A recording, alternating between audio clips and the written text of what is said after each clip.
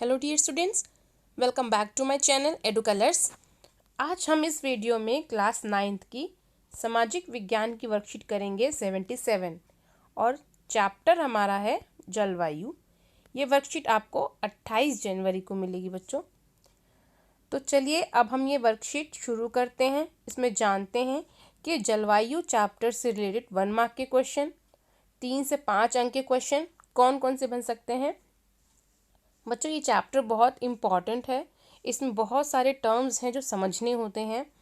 तो बच्चों ये जो वर्कशीट है आज जो मैं आपको कराने जा रही हूँ, इसके 1 मार्क के क्वेश्चन और 3 से 5 अंक वाले क्वेश्चन आप अच्छे से समझ लीजिए, जो कि आपके एग्जाम्स में आने की संभावना हो सकती है। उससे पहले जो बच्चे नए हैं, जो मेरे चैनल पर नए आए हैं, वो मेरे चैनल एडू कलर्स को ज़रूर सब्सक्राइब करें।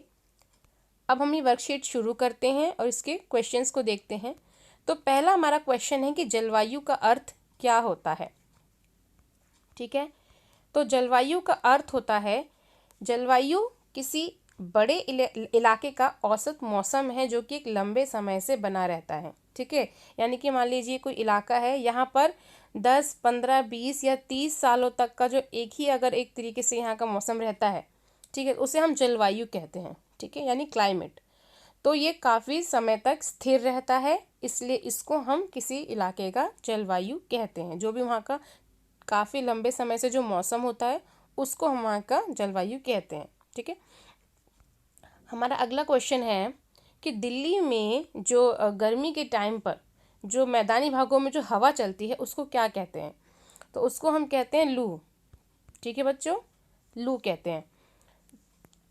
तीसरा क्वेश्चन है हमारा, चेन्नई में सबसे ज़्यादा जो वर्षा होती है वो किन महीनों में होती है।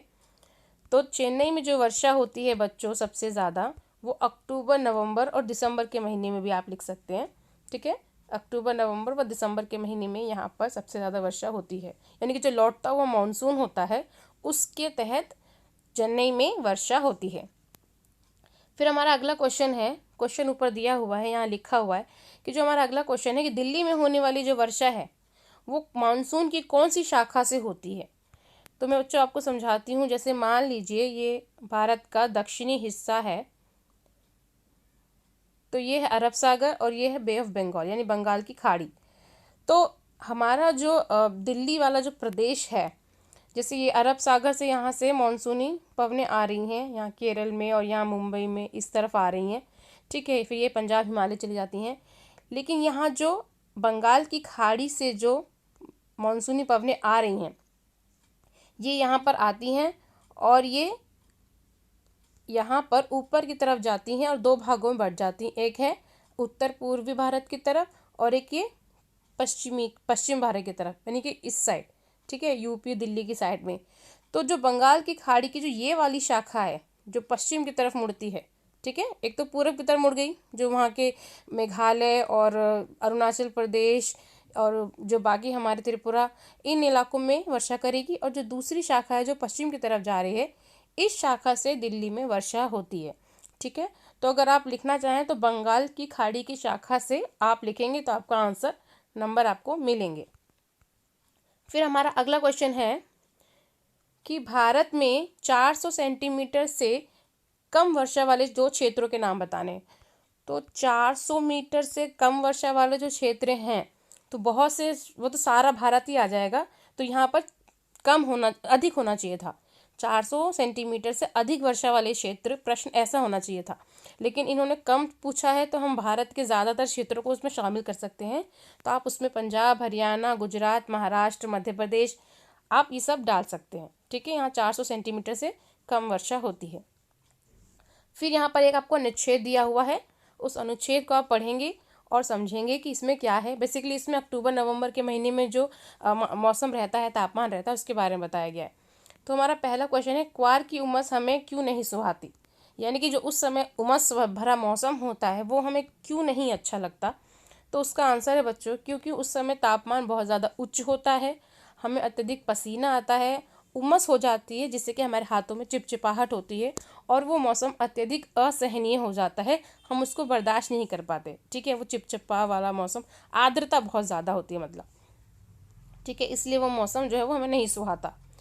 अब अगला प्रश्न है हमारा, अक्टूबर एवं नवंबर के महीने में मौसम में किस प्रकार के हम परिवर्तन देखते हैं?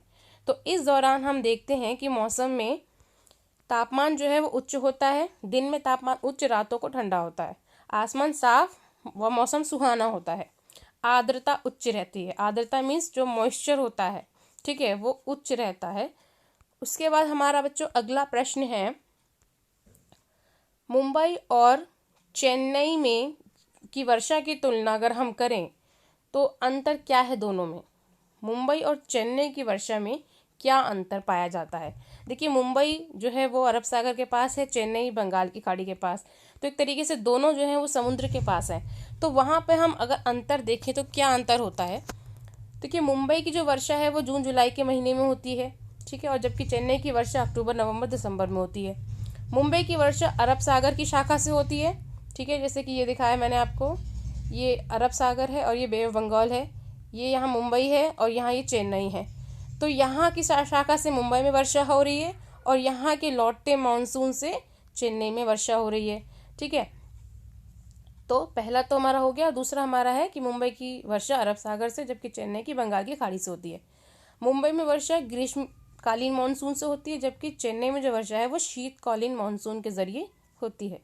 ओके बच्चों, ठीक है। अब हमारा अगला क्वेश्चन है, 8वां जो क्वेश्चन है हमारा वो है, मौसम और जलवायु में क्या अंतर है? कोई 3 अंतर बताने हैं।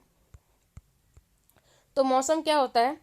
किसी विशेष स्थान पर किसी खास समय में वायुमंडल की जो स्थिति है, ठीक है, मतलब हमारे आसपास का जो वातावरण है वो कैसा है, उसे हम मौसम कहेंगे। ओके, लेकिन जलवायु किसी एक स्थान के वातावरण की लगभग स्थायी दशा को कहते हैं, यानी कि एक ही हमारे वायुमंडल में एक ही मौसम कई सालों तक बना हुआ है, तो उसे हम जलवायु कहेंगे, ठीक है। जैसे मौसम बदलता रहता है, दिन का कोई मौसम होता है, रात का कोई और मौसम होता है, आज थोड़ा ठंड कम है, कल ज़्यादा है, तो इसे हम मौसम कहेंगे। जलवायु जो होता है वो बदलता नहीं है, वो कई महीनों सालों तक जो है वो एक जैसा रहता है, तो फिर वहाँ की वो एक तरीके से उस एरिया की वो जलवायु कहला जाती है। मौसम परिवर्तनीय होता है, यानी बदलता रहता है, ये प्रतिदिन बदलता रहता है, जबकि जो जलवायु है वो किसी बड़े क्षेत्र के तापमान, वायुदाब, वायु प्रवाह, वर्षा और इन सब का मिला जुला के कम से कम 30 सालों का जो उस क्षेत्र में जो भी वातावरण रहा है जलवायु का, उसे हम जलवायु कहते हैं, ठीक है। ये परिवर्तनीय नहीं होती है, ये काफ़ी समय बाद बदलती है, ये एकदम से नहीं बदलती।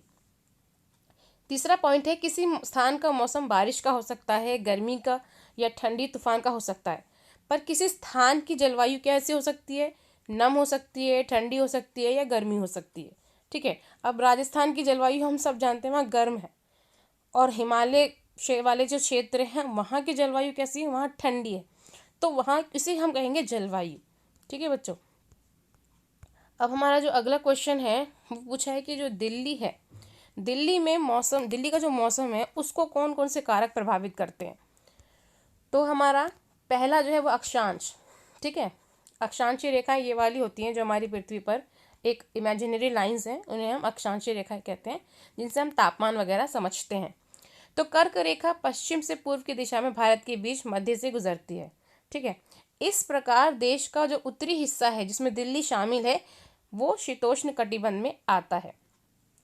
जैसे मान लीजिए ये सन है, ठीक है, और ये अर्थ है, तो जो सूरज की किरणें हैं जब वो बिल्कुल इस पे सीधी पड़ेंगी तो यहाँ की जो जलवायु है वो अत्यधिक गर्म होगी, और जो इस तरह से थोड़ी तिरछी पड़ेंगी तो इन वाले क्षेत्रों पे जो जलवायु है, ये जो मौसम रहेगा वो थोड़ा सा शीतोष्ण हो जाएगा, और पोल्स पे यानी कि ध्रुवों पर ये बिल्कुल ही ठंडा हो जाता है, ठीक है। तो यहाँ पे शीत कटिबंध कहते हैं इसको, क्योंकि यहाँ पे अत्यधिक ठंडी होती है।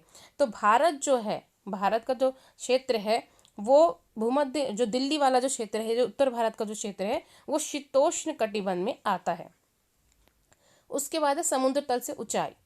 तो किसी स्थान की समुद्र तल से ऊंचाई कैसी है इस पर भी निर्भर करता है, कि अगर मान लीजिए धरातल से समुद्र जो है वो समुद्र से धरातल जो है अगर ऊंचा है तो वहाँ पर क्या होगा, तापमान घटता जाएगा। जैसे मान लीजिए समुद्र है और जितनी ऊंचाई पे आप रहते हैं तो आपका जो तापमान है वो घटता जाएगा, इसीलिए हिमालय वगैरह जो है वो बहुत ऊंचे हैं, तो वहाँ पर का जो तापमान है वहाँ पर हमेशा बर्फ ही रहती है।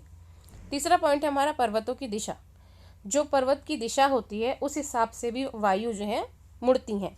हिमालय पर्वत जिस तरह से भारत में जो ठंडी हवाओं को आने से रोकता है, भारत में प्रवेश करने से रोकता है, उससे भी भारत की जलवायु जो है प्रभावित होती है।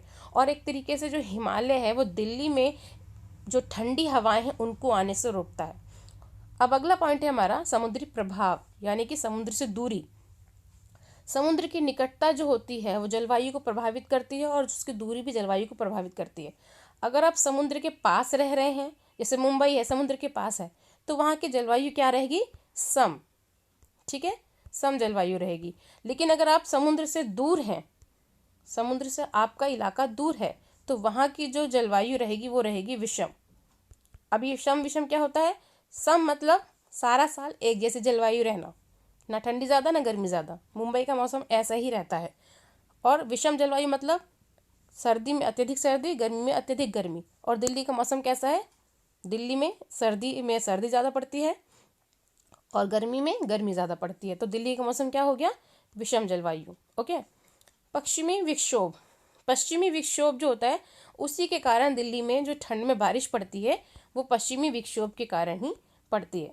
ठीक है बच्चों, तो यहाँ पर हमारा 9वां क्वेश्चन फिनिश होता है। जो हमारा 10वां क्वेश्चन है उसमें समुद्र की दूरी का क्या मतलब है, समुद्र की दूरी क्यों होती है? चलिए मैं आपको क्वेश्चन दिखाती हूँ। ये है हमारा क्वेश्चन। समुद्र से दूरी का किसी स्थान की जलवायु पर क्या प्रभाव हो सकता है? 2 उदाहरण भी दीजिए। तो इसका हम उदाहरण देते हैं। समुद्र से दूरी तो मैंने आपको भी बता दिया। समुद्र से आप जितना पास रहेंगे जलवायु सम रहेगी, और समुद्र से दूर रहेंगे तो जलवायु विषम रहेगी। मुंबई का मौसम सम है और दिल्ली की जलवायु विषम है। अब इसके 2 एग्जाम्पल हैं कि गर्मी के मौसम में मान लीजिए राजस्थान में जो पारा है वो 50 डिग्री सेल्सियस पार हो जाता है, जबकि इसी समय मुंबई व चेन्नई का तापमान 25 से 30 डिग्री ही रहता है। सर्दी के मौसम में हम देखते हैं कि उत्तर भारत का जो तापमान है वो 0 डिग्री हो चुका होता है। ठीक उसी समय जिस समय सर्दी का मौसम है उत्तर भारत में, ठीक उसी समय मुंबई व चेन्नई का तापमान फिर से वही रहता है, यानी 25 से 30 डिग्री, क्योंकि वो समुद्र के पास है। और उत्तर भारत या राजस्थान जो है वो समुद्र से दूर होने की वजह से यहाँ का जो जलवायु विषम पाई जाती है। तो ये हमारे 2 उदाहरण हो गए बच्चों। और इस तरह से ये वाली जो वर्कशीट है 9th क्लास की जलवायु चैप्टर की, ये कंप्लीट होती है। आई होप आपको ये वर्कशीट अच्छी लगी होगी। अगर आपको ये वर्कशीट अच्छी लगी है बच्चों तो प्लीज़ इसे अपने फ्रेंड्स में शेयर करें। मेरे चैनल एडू कलर्स को सब्सक्राइब करें। वीडियो देखने के लिए थैंक यू सो मच।